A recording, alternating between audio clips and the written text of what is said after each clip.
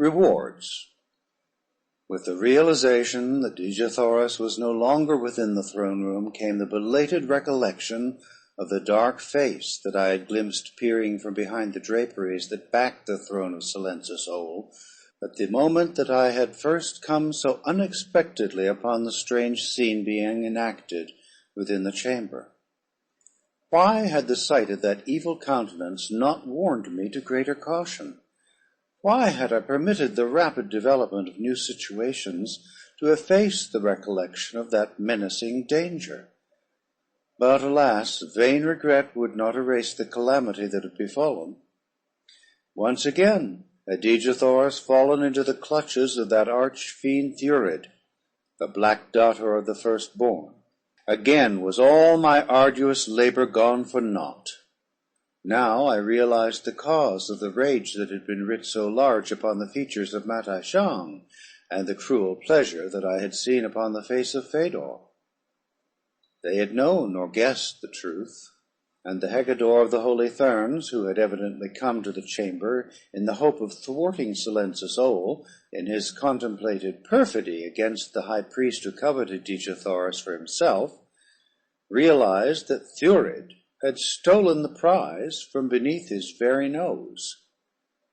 Fedor's pleasure had been due to her realization of what this last cruel blow would mean to me, as well as to a partial satisfaction of her jealous hatred for the Princess of Helium. My first thought was to look beyond the draperies at the back of the throne, for there it was that I had seen Thurid. With a single jerk I tore the priceless stuff from its fastenings, and there before me was revealed a narrow doorway behind the throne. No question entered my mind but that here lay the opening of the avenue of escape which Thurid had followed, and had there been, it would have been dissipated by the sight of a tiny jeweled ornament which lay a few steps within the corridor beyond. As I snatched up the bauble, I saw that it bore the device of the Princess of Helium, and then, pressing it to my lips, I dashed madly along the winding way that led gently downward toward the lower galleries of the palace. I had followed but a short distance when I came upon the room in which Solon formerly had held sway. His dead body still lay where I had left it, nor was there any sign that another had passed through the room since I had been there. But I knew that two had done so, Thurid, the Black Dato, and Dejathoras. For a moment I paused, uncertain as to which of the several exits from the apartment would lead me upon the right path. I tried to recollect the directions which I had heard Thurid repeat to Solon, and at last, slowly, as though through a heavy fog, the memory of the words of the firstborn came to me. Follow corridor, passing 3 diverging corridors upon the right. Then into the 4th right-hand corridor to where 3 corridors meet. Here again follow to the right, hugging the left wall closely to avoid the pit. At the end of this corridor I shall come to a spiral runway, which I must follow down instead of up. After that, the way is along but a single branchless corridor. And I recalled the exit at which he had pointed as he spoke. It did not take me long to start upon that unknown way, nor did I go with caution, although I knew that there might be grave dangers before me. Part of the way was black as sin, but for the most it was fairly well lighted. The stretch where I must hug the left wall to avoid the pits was darkest of them all, and I was nearly over the edge of the abyss before I knew that I was near the danger spot. A narrow ledge, scarce a foot wide, was all that had been left to carry the initiated past that frightful cavity into which the unknowing must surely have toppled at the first step. But at last I had won safely beyond it, and then a feeble light made the balance of the way plain, until at the end of the last corridor I came suddenly out into the glare of day upon a field of snow and ice.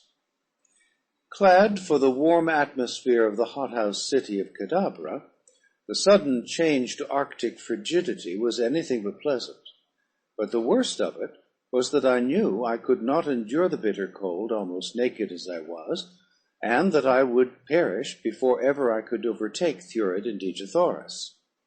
To be thus blocked by nature, who had all the arts and wiles of cunning man pitted against him, seemed a cruel fate, and as I staggered back into the warmth of the tunnel's end, I was as near hopelessness as I have ever been. I had by no means given up my intention of continuing the pursuit, for, if needs be, I would go ahead though I perished ere ever I reached my goal. But if there were a safer way, it were well worth the delay to attempt to discover it, that I might come again to the side of Dejathoras in fit condition to do battle for her. Scarce had I returned to the tunnel than I stumbled over a portion of a fur garment that seemed fastened to the floor of the corridor close to the wall. In the darkness I could not see what held it, but by groping with my hands I discovered that it was wedged beneath the bottom of a closed door. Pushing the portal aside, I found myself upon the threshold of a small chamber, the walls of which were lined with hooks from which depended suits of the complete outdoor apparel of the yellow men. Situated as it was at the mouth of a tunnel leading from the palace, it was quite evident that this was the dressing room used by the nobles leaving and entering the hothouse city, and that Thurid, having knowledge of it, had stopped here to outfit himself and Dejathoras before venturing into the bitter cold of the Arctic world beyond. In his haste he had dropped several garments upon the floor, and the telltale fur that had fallen partly within the corridor had proved the means of guiding me to the very spot he would least have wished me to have knowledge of. It required but the matter of a few seconds to don the necessary orluk skin clothing, with the heavy fur-lined boots that are so essential a part of the garmenture of one who would successfully contend with the frozen trails and the icy winds of the bleak Northland.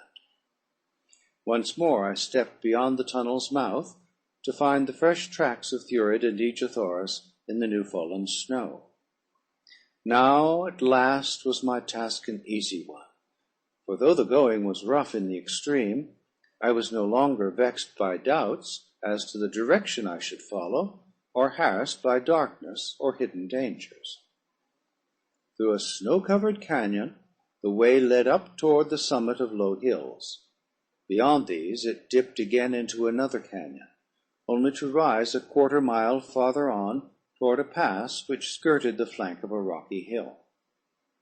I could see by the signs of those who had gone before that when Dejathoras had walked, she had been continually holding back, and that the black man had been compelled to drag her.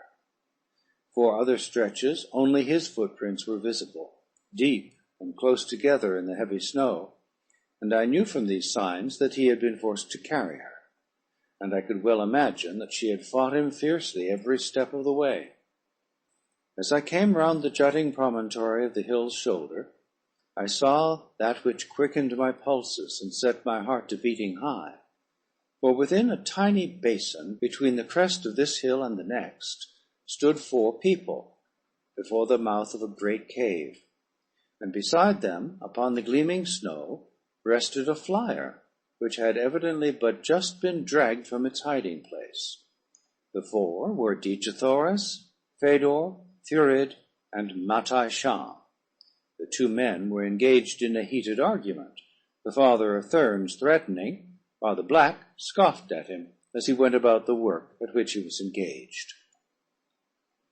As I crept toward them cautiously, that I might come as near as possible before being discovered, I saw that finally the men appeared to have reached some sort of a compromise, for with Fedor's assistance they both set about dragging the resisting Dejathoras to the flyer's deck. Here they made her fast, and then both again descended to the ground to complete the preparations for departure. Fedor entered the small cabin upon the vessel's deck. I had come to within a quarter of a mile of them when Matai Shang espied me. I saw him seize Thurid by the shoulder, wheeling him around in my direction as he pointed to where I was now plainly visible. For the moment that I knew I had been perceived, I cast aside every attempt at stealth, and broke into a mad race for the flyer. The two redoubled their efforts at the propeller at which they were working, and which very evidently was being replaced after having been removed for some purpose of repair. They had the thing completed before I had covered half the distance that lay between me and them, and then both made a rush for the boarding ladder. Thurid was the first to reach it, and with the agility of a monkey clambered swiftly to the boat's deck, where a touch of the button controlling the buoyancy tanks sent the craft slowly upward, though not with the speed that marks the well-conditioned flyer. I was still some 100 yards away as I saw them rising from my grasp. Back by the city of Cadabra lay a great fleet of mighty flyers, the ships of Helium and Tarth, that I had saved from destruction earlier in the day. But before ever I could reach them, Thurid could easily make good his escape. As I ran, I saw Matai Shang clambering up the swaying, swinging ladder toward the deck, while above him leaned the evil face of the firstborn. A trailing rope from the vessel's stern put new hope in me, for if I could but reach it before it whipped too high above my head, there was yet a chance to gain the deck by its slender aid. That there was something radically wrong with the flyer was evident from its lack of buoyancy, and the further fact that though Thurid had turned twice to the starting lever, the boat still hung motionless in the air, except for a slight drifting with the low breeze from the north. Now Matai Shang was close to the gunwale. A long claw-like hand was reaching up to grasp the metal rail. Thurid leaned farther down towards his co-conspirator. Suddenly, a raised dagger gleamed in the upflung hand of the black. Down it drove toward the white face of the father of Therns. With a loud shriek of fear, the holy Hecador grasped frantically at that menacing arm. I was almost to the trailing rope by now. The craft was still rising slowly, the while it drifted from me. Then I stumbled on the icy way, striking my head upon a rock as I fell sprawling but an arm's length from the rope, the end of which was now just leaving the ground. With the blow upon my head came unconsciousness. It could not have been more than a few seconds that I lay senseless there upon the northern ice, while all that was dearest to me drifted farther from my reach in the clutches of that black fiend. For when I opened my eyes, Thurid and Matai Shang yet battled at the ladder's top, and the flyer drifted but 100 yards farther to the south. But the end of the trailing rope was now a good 30 feet above the ground. Goaded to madness by the cruel misfortune that had tripped me when success was almost within my grasp, I tore frantically across the intervening space, and just beneath the rope's dangling end I put my earthly muscles to the supreme test. With a mighty cat-like bound, I sprang upward toward that slender strand, the only avenue which yet remained that could carry me to my vanishing love. A foot above its lowest end my fingers closed. Tightly as I clung, I felt the rope slipping through my grasp. I tried to raise my free hand to take a second hold above the first, but the change of position that resulted caused me to slip more rapidly toward the end of the rope. Slowly I felt the tantalizing thing escaping me. In a moment, all that I had gained would be lost. Then my fingers reached a knot at the very end of the rope, and slipped no more. With a prayer of gratitude upon my lips, I scrambled upward toward the boat's deck. I could not see Thurid and Matai Shang now, but I heard the sounds of conflict, and thus knew that they still fought, the Thern for his life, and the black for the increased buoyancy that relief from the weight of even a single body would give the craft. Should Matai Shang die before I reached the deck, my chances of ever reaching it would be slender indeed, for the black Dator need but cut the rope above me to be freed from me forever, for the vessel had drifted across the brink of a chasm, into whose yawning depths My body would drop to be crushed to a shapeless pulp should Thurid reach the rope now. At last my hand closed upon the ship's rail, and that very instant a horrid shriek rang out below me that sent my blood cold and turned my horrified eyes downward to a shrieking, hurtling, twisting thing that shot downward into the awful chasm beneath me. It was Matai Shang, holy Hecador, father of Therns, gone to his last accounting. Then my head came above the deck, and I saw Thurid, dagger in hand, leaping toward me. He was opposite the forward end of the cabin, while I was attempting to clamber aboard near the vessel's stern. But a few paces lay between us. No power on earth could race me to that deck before the infuriated black would be upon me. My end had come, I knew it, but had there been a doubt in my mind, the nasty leer of triumph upon that wicked face would have convinced me. Beyond Thurid, I could see my Dejathoras, wide-eyed and horrified, struggling at her bonds. That she should be forced to witness my awful death made my bitter fate seem doubly cruel. I ceased my efforts to climb across the gunwale. Instead, I took a firm grasp upon the rail with my left hand and drew my dagger. I should at least die as I had lived, fighting. As Thurid came opposite the cabin's doorway, a new element projected itself into the grim tragedy of the air that was being enacted upon the deck of Matai Shang's disabled flyer. It was Fedor. With flushed face and disheveled hair and eyes that betrayed the recent presence of mortal tears, above which this proud goddess had always held herself, she leaped to the deck directly before me. In her hand was a long, slim dagger. I cast a last look upon my beloved princess, smiling as men should who are about to die. Then I turned my face up toward Fedor, waiting for the blow. Never have I seen that beautiful face more beautiful than it was at that moment. It seemed incredible that one so lovely could yet harbor within her fair bosom a heart so cruel and relentless. And today there was a new expression in her wondrous eyes that I never before had seen there, an unfamiliar softness and a look of suffering. Thurid was beside her now, pushing past to reach me first. And then what happened so quickly that it was all over before I could realize the truth of it. Fedor's slim hand shot out to close upon the black's dagger wrist. Her right hand went high with its gleaming blade. "That for Matai Shang," she cried, and she buried her blade deep in the daughter's breast.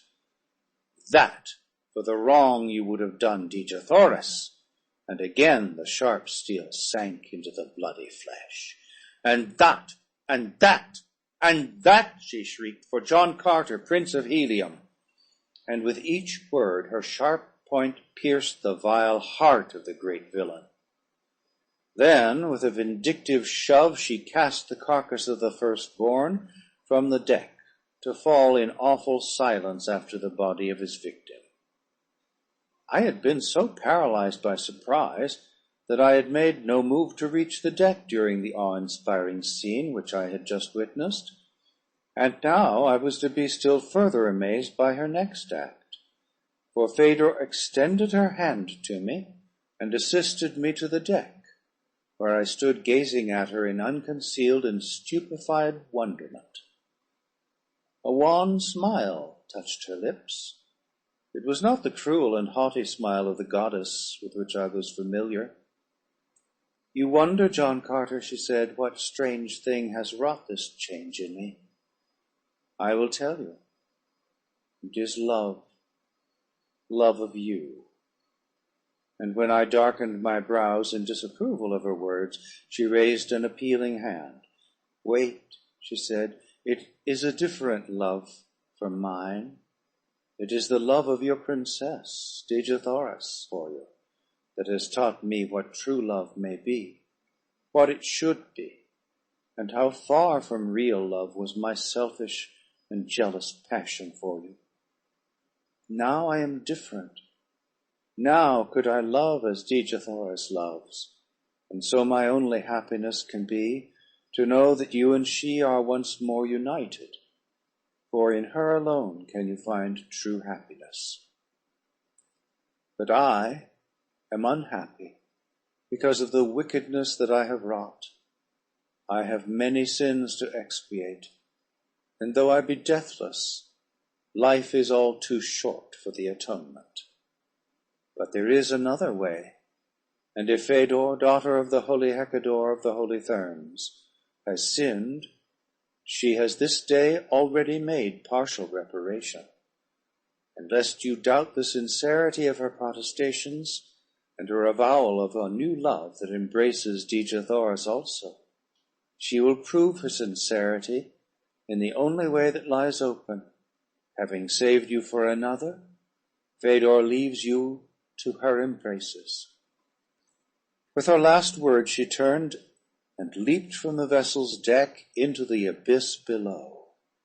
With a cry of horror, I sprang forward in a vain attempt to save the life that for 2 years I would so gladly have seen extinguished. I was too late. With tear-dimmed eyes, I turned away, that I might not see the awful sight beneath. A moment later I had struck the bonds from Dejathoras, and as her dear arms went about my neck and her perfect lips pressed to mine, I forgot the horrors that I had witnessed and the suffering that I had endured in the rapture of my reward. End of chapter 15. Recording by Thomas Copeland.